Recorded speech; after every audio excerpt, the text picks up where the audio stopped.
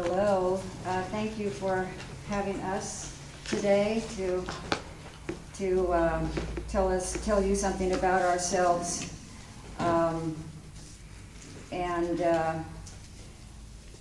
To start off, I want to tell you that I'm running as a social and fiscal conservative Republican from the 1st Congressional District, the 20 counties of West Virginia. But first of all, I want to compliment all of you for taking time out of your busy schedules and your busy days to participate in the democratic way. If it wasn't for you, we would be probably in a position where we are accepting what's going on in our country now. And so I've made some prose to compliment you, and it goes like this. You are doers as opposed to watchers. You are active rather than passive. You are directors rather than followers. You are realists rather than dreamers. You are producers of your future rather than wanters of handouts. Thank you. We all thank you. I'd like to talk to you a little bit about my background, my conservative values, a little information about the issues and what my feelings are about them. Maybe a little bit about the first district's political opponent, which would be Alan Mullihan, and some of my pre-election projects. It sounds sort of long, and I might cut some of these out. I haven't determined how long this is.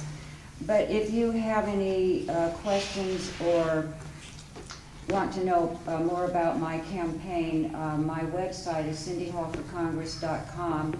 My email address is cindyhall2010 for the next election at yahoo.com.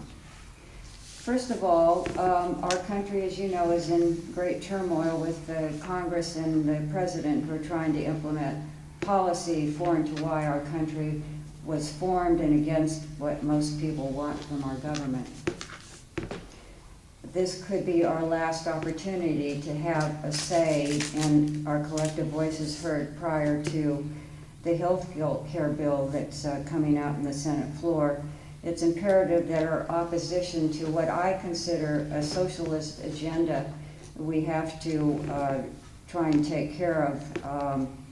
We're now down to a two-branch government, which is the executive and the legislature. It seems that the Congress has joined in on the executive or vice versa.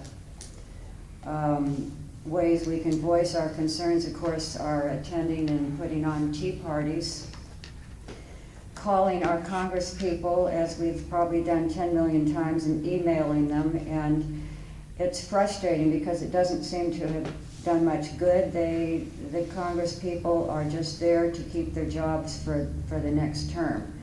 And I know that they're in conflict. It has to be a terrible position when the President asks them to do something, or the Speaker of the House, threatening them, which has happened a lot apparently.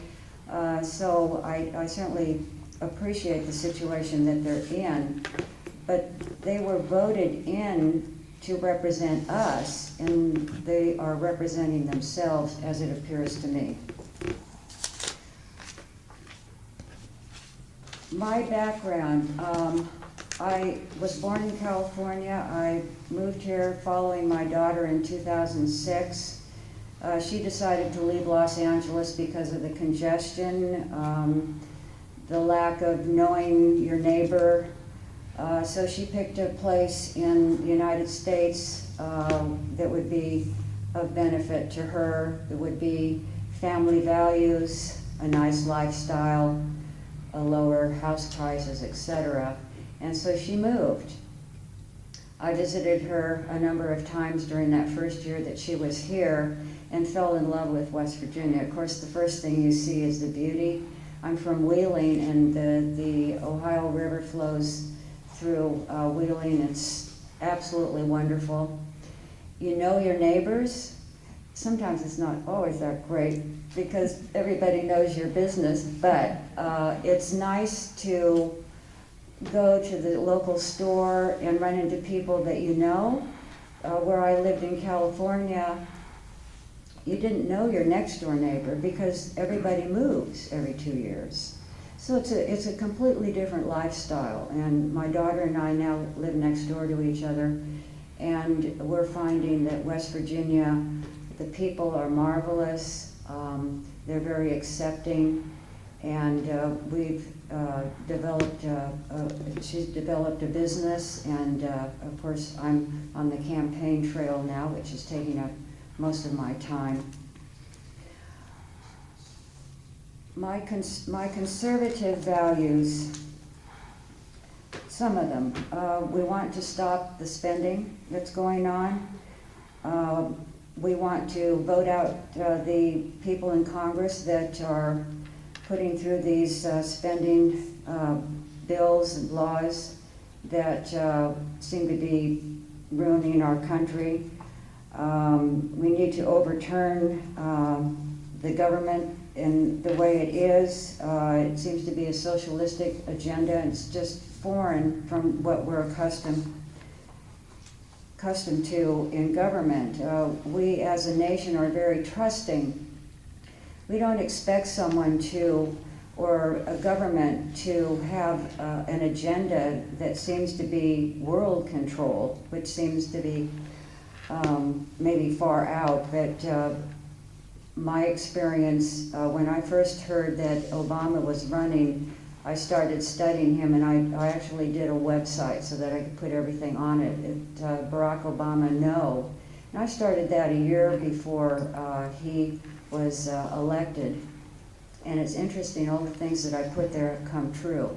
I called him a socialist, which at that time, I mean, nobody even mentioned the word. So it's foreign to us, and we have to stop it, however we can do that. I was born to a political family. They were not politicians, but they were teachers. And my father was a professor of political science, and so we had political debates all through my childhood. They were Democrats. And so when in my 20s, I finally realized that that was not the way I wanted to go, and I changed to Republican. I entered the University of Colorado in architecture and decided to change my profession to real estate, which I did do, and I started a company 30 years ago in real estate investment and property management. I closed the business early this year, 2009, and then started campaigning. I'm a licensed real estate broker, and at that time I was a general contractor. I also was a partner in a full-service aviation company in California, and I'm a licensed pilot. Also started a nonprofit corporation, of which I was the founder and president. So my background is primarily in business as a business executive and manager. Community and political service, I was on the community council.